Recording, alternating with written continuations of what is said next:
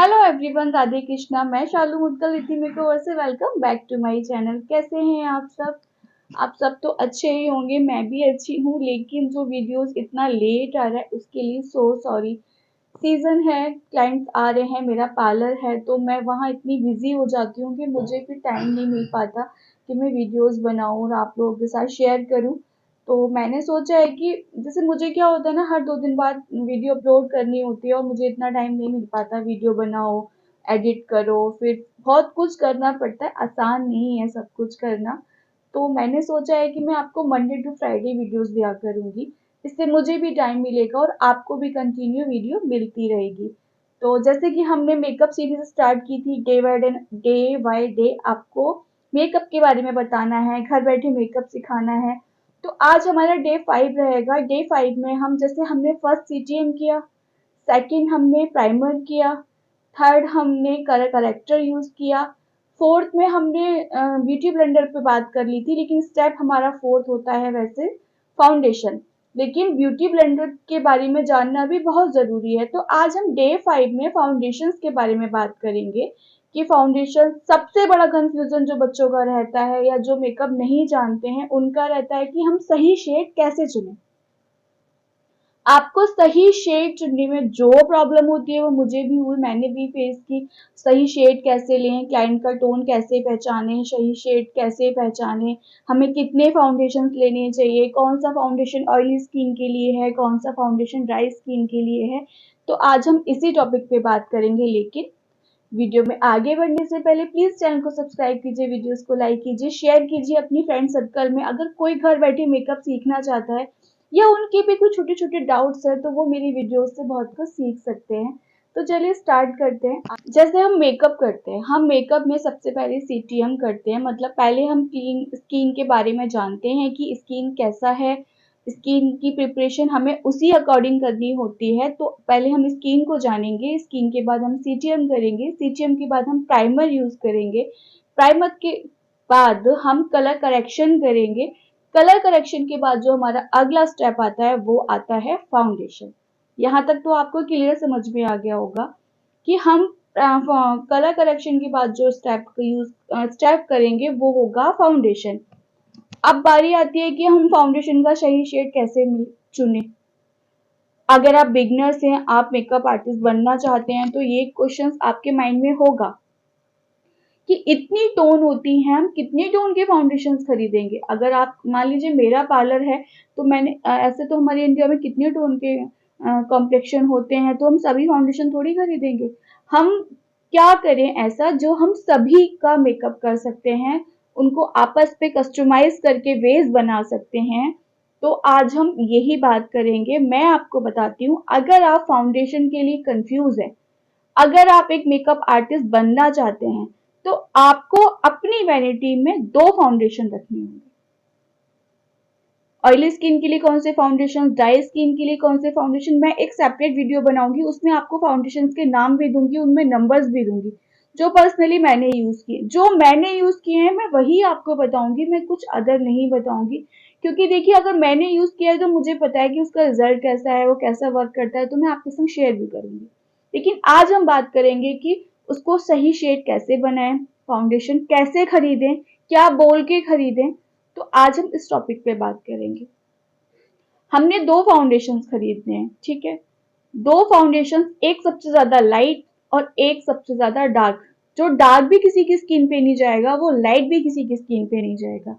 हम उन दोनों शेड्स को कस्टमाइज करके, उनको मिक्स करके अपने क्लाइंट के टोन का फाउंडेशन या बेस बना सकते हैं। ठीक है, आपको क्लियर हुआ?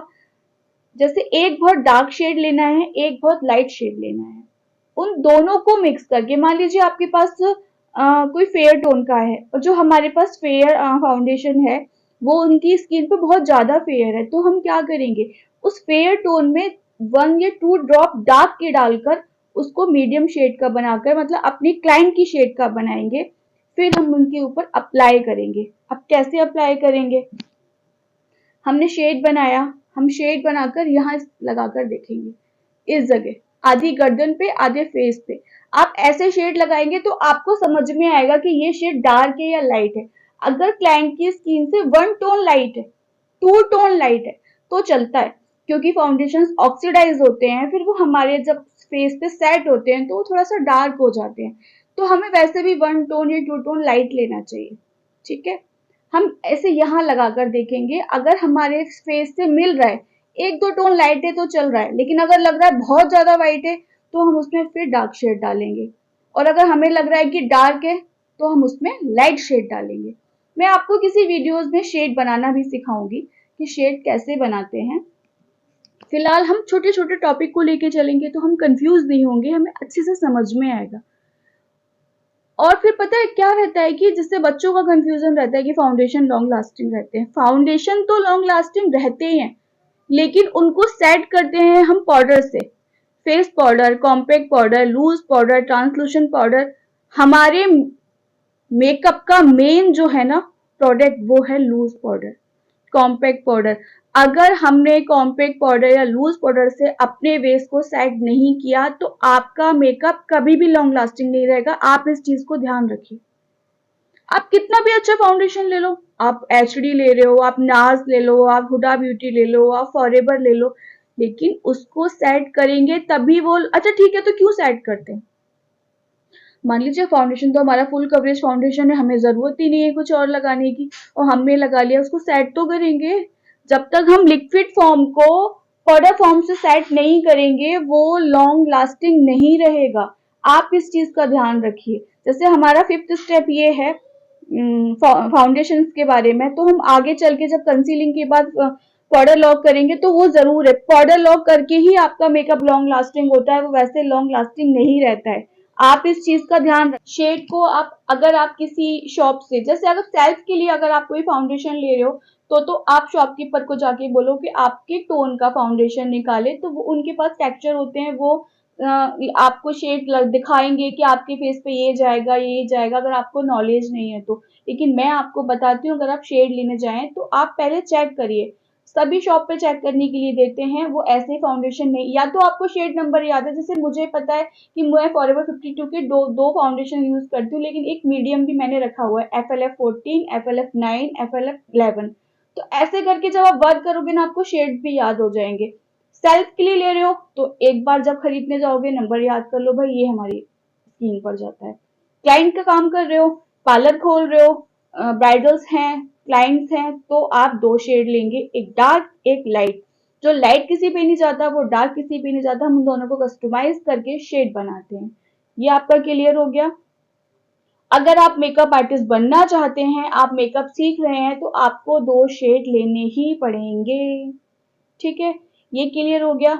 अब कस्टमाइज करके कैसे बनाते वीडियो में हम मतलब आगे चल के मैं आपको प्रॉपर एक वीडियो दूंगी कि उसमें मैं आपको शेड मिक्स करके बताऊंगी प्रॉपर तरीके से, तो आपको शायद अच्छे से समझ में आएगा। आज हम इस वीडियो में फाउंडेशन के बारे में जान लेते हैं, फाउंडेशन क्यों यूज करते हैं, शेड कैसे बनाते हैं, कौन सी स्किन पे कौन सा फाउंडेशन ज्यादा है, तो हम उस पर बात करते हैं। अब हमने ये तो जान लिया कि हमें 2 शेड्स लेने होते हैं, 2 शेड से काम करना होता है, ठीक है। उसके बाद आती है कि हम अंडरटोन कैसे पहचाने। अंडरटोन को पहचानने की बारी आती है कि हम अंडरटोन कैसे पहचाने। जैसे सेल्फ का भी है, मान लीजिए आपको सेल्फ का भी नहीं पता कि आपका अंडरटोन कैसा है, तो अंडरटोन कैसे पहचानते हैं। अब वैसे तो नसों से पहचान लेते हैं, अगर किसी की नसें ना ब्लू होती हैं तो उनका कूल अंडरटोन होता है, मीन्स वो गोरे होते हैं। किसी की अंडरटोन ग्रीन होती हैं तो वो वार्म अंडरटोन की होती है, मीन्स डस्की या सांवली स्किन होती है। अगर किसी की जो नसें होती हैं, वेन्स जो होती है, ग्रीन और ब्लू एंड ग्रीन दोनों का कॉम्प्लेक्स, मतलब दोनों की छाप दिखती है, कहीं ग्रीन दिख रहा है कहीं ब्लू दिख रहा है, तो वो न्यूट्रल अंडरटोन के होते हैं। अंडरटोन 3 टाइप के होते हैं, कूल, वार्म एंड न्यूट्रल, ठीक है। अब अगर क्लाइंट की स्किन पे बात काम करते हैं, हम कैसे पहचाने, जिसकी फेस पे अंदर से येलो दिखता है। मैंने आपको बोला डस्की स्किन पे हमेशा येलो छाप आती है, उनका फेस येलो लगता है तो वो वार्म अंडरटोन के हैं। और जो गोरे लोग होते हैं ना पिंकिश पिंकिश रहते हैं, उनके चिक्स पिंक्स रहते हैं, और वो तो वो कूल अंडरटोन के होते हैं। और कोई मतलब नॉर्मल है ना, उनकी स्किन ज्यादा डार्क है और ना ज्यादा कूल है, तो न्यूट्रल अंडरटोन होते हैं। अगर आप ऑनलाइन शेड लेते हैं तो वहां पे मेंशन होता है कि वार्म या कूल या न्यूट्रल कैसा शेड लेना है, तो आप ऐसे ले सकते हैं। लेकिन मुझे लगता है ऑनलाइन कभी शेड सही नहीं आते। लेकिन अगर आप किसी शॉप से लेते हैं तो आप उनको बोलिए, या तो आप उनको 2 शेड लेने के लिए बोलिए, या फिर आप सेल्फ के लिए ले रहे हैं तो आप उनको कहिए कि हमें पता नहीं चल रहा, आप हमारे फेस के अकॉर्डिंग शेड दे दीजिए। स्किन को पहचान कर वर्क करना बहुत जरूरी है। ये नहीं कि मैंने आपको 2 शेड बनाया, अब वो पिंक है तो आपने पिंक का ऊपर भी लगा दिया, ऐसा नहीं होता है। अगर किसी की स्किन बहुत पिंक होती है, रेड चिक्स होते हैं, मतलब सेंसिटिव स्किन जिसकी होती है ना, उसकी स्किन बहुत पिंक पिंक होती है, तो मेरे पास फॉरएवर 52 का एक पिंक शेड भी है, मैं उसको भी यूज करती हूँ। लेकिन फिलहाल ऐसी स्किन बहुत कम आती है, लेकिन हमें ऐसी स्किन के बारे में जानना बहुत जरूरी है। तो आपको क्या करना है, आपको 2 शेड लेने हैं। कौन से फाउंडेशन के शेड लेने हैं ये मैं आपको नेक्स्ट वीडियो में बताऊंगी। जो फाउंडेशन मैंने यूज किए हैं उनके कौन कौन से शेड्स हैं, कौन कौन से नंबर हैं, मैं आपके साथ शेयर करूंगी। लेकिन इस वीडियो में हमने फाउंडेशन के बारे में जाना। मैं आपको हमेशा कहती हूँ, अगर आप 2 फाउंडेशन को मिक्स करोगे तो कैसे पहचानोगे, आप आधा गर्दन और आधे गाल पर इस तरीके से लगाओगे और स्किन से देखोगे कि आपकी क्लाइंट की शेड करेक्ट है, ना ज्यादा डार्क है ना ज्यादा लाइट है तो भी चलता है, हम उसके ऊपर कंसीलर यूज करेंगे। लेकिन अगर एक टोन लाइट लग रहा है तो भी चल रहा है, लेकिन अगर वो हद से ज्यादा लाइट लग रहा है तो आपको उसमें डार्क कलर मिलाने की जरूरत है। या फिर अगर आपने डार्क स्किन पे वर्क कर रहे हो, आपने 2 शेड कस्टमाइज करे, डार्क स्किन पे वर्क करोगे, तो आप क्या करोगे, डार्क कलर के फाउंडेशन में लाइट कलर के 1 से 2 ड्रॉप डालोगे, और लाइट कलर पे काम करोगे तो डार्क की ड्रॉप्स कम डालोगे। इस तरीके से आपको काम करना है। तो आप इस चीज का ध्यान रखिए। मैं आगे एक सेपरेट वीडियो बनाऊंगी कि कैसे शेड को मिलाकर अपनी शेड पहचानते हैं और बनाते हैं। तो हमारा जो फिफ्थ डे 5 था वो फाउंडेशंस के ऊपर था। तो मुझे लगता है कि आपको फाउंडेशंस के बारे में पता चल गया होगा कि हम जो फाउंडेशंस यूज करते हैं उनको कैसे खरीदते हैं, अंडरटोन कैसे पहचानते हैं। देखिए, अंडरटोन पहचानना बहुत जरूरी है। ऐसे नहीं कि फाउंडेशन उठाया और अप्लाई कर दिया, जी नहीं। जब तक आप अंडरटोन नहीं पहचानोगे आप शेड बनाओगे कैसे, आप इस चीज का तो ध्यान रखो। आपको जब अंडरटोन पहचानना आ जाएगा तो आपको शेड्स भी पहचानना आ जाएगा। आप कुछ भी कर सकते हो। मैं आपको क्यों बोलती हूँ कि आप पहले चीजों को जानिए। आप जब चीजों को जान जाएंगे आप वर्क करने लगेंगे, आपको हर चीज समझ में आने लगेगी।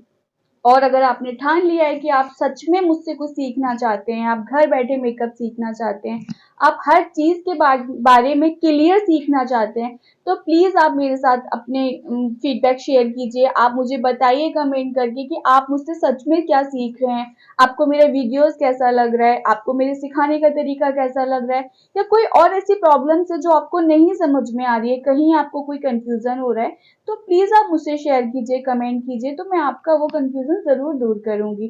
तो आज हमने डे 5 में फाउंडेशन के बारे में जाना। नेक्स्ट वीडियो में शायद मैं आपको फाउंडेशन के शेड्स के बारे में बता दूं। मैं उनके बारे में आपको हर चीज, जो शेड्स मैंने यूज किए हैं मैं आपको बार बार बोलती हूँ। मैं कोई किसी ऑनलाइन देखकर कोई वीडियोस देखकर शेयर नहीं करती हूँ। जो शेड मैं यूज करती हूँ मैंने वही शेड आपके साथ शेयर करने हैं। जो चीज मैंने यूज की वही मैंने आपके साथ शेयर की। प्राइमर के बारे में, करेक्टर के बारे में मैं कुछ भी उठा के नहीं रखती। चीजों को जानोगे, खुद से खरीदोगे, खुद से वर्क करोगे। जब एक बार आपको हर चीज की नॉलेज हो जाएगी तो जरूरत ही नहीं है किसी से कुछ पूछने की। कस्टमाइज करना सीख जाओगे, शेड को मिक्स करके शेड बनाना सीख जाओगे। एक बार अगर आपको शेड बनाना आ गया फिर आपको मेकअप आर्टिस्ट बनने से कोई नहीं रोक सकता। तो शेड बनाना सीखिए और इस चीज की गांठ बांध लीजिए कि कोई भी फाउंडेशन लॉन्ग लास्टिंग नहीं होता। फाउंडेशन एचडी होते हैं, मतलब काफी देर तक वर्क करते हैं, लेकिन उनको सेट करते हैं लूज पाउडर से। बिना पाउडर को सेट करे आपका मेकअप लॉन्ग लास्टिंग नहीं बनेगा। हम लोग मेकअप करके दिखाते हैं ना, यूं यूं करके। मैंने अभी भी मतलब पॉन्ड्स बीबी क्रीम से फाउंडेशन मेकअप किया तो कॉम्पैक्ट पाउडर से सेट भी तो किया। अगर ऐसे करने लगूंगी तो हाथ में आने नहीं लगेगा प्रोडक्ट। तो इस चीज का आपने ध्यान रखना है। आपको हर चीज को क्लियर तरीके से करना है, हड़बड़ी नहीं करनी है, कंफ्यूज नहीं होना है। मैं इसलिए आपको पता है ज्यादा प्रोडक्ट्स की नॉलेज नहीं देती हूँ, थोड़ी थोड़ी चीज से शुरू करो, चीजों को जानो। जब आप काम करने लगोगे, आपको एक बार काम करना आ जाएगा, आप किसी भी चीज से कभी भी वर्क कर सकते हो। ये इतने महंगे महंगे प्रोडक्ट तो अब चल गए हैं, पहले तो इतने महंगे प्रोडक्ट भी नहीं चलते थे, फिर भी तो लोग मेकअप करते थे ना। पहले लूज पाउडर, ट्रांसलूशन पाउडर को तो कोई यूज नहीं करता था, सब कॉम्पैक्ट पाउडर से वर्क करते थे। तो आपको आना चाहिए। कोई सिचुएशन ऐसी आती है हमारे सामने, तो कुछ जो प्रोडक्ट है ना, हमें उनसे मेकअप करना है, तो वही आपको सीखना है। अगर आपको लगता है कि आप छोटी से छोटी चीज से भी परफेक्ट चीज कर सकते हो, तो आपको मेहनत करनी है। परफेक्ट कोई नहीं होता, परफेक्ट बनना पड़ता है। तो चलिए मिलते हैं नेक्स्ट वीडियो में। उम्मीद करती हूँ आपको मेरा ये वीडियो अच्छा लगा होगा। आपको क्या समझ आया, क्या समझ नहीं आया। अगर आपको कुछ भी प्रॉब्लम है, तो प्लीज आप मुझे कमेंट करिए और बताइए कि मैं आपकी क्या हेल्प कर सकती हूँ। चलिए मिलते हैं नेक्स्ट वीडियो में। Thank you, bye bye.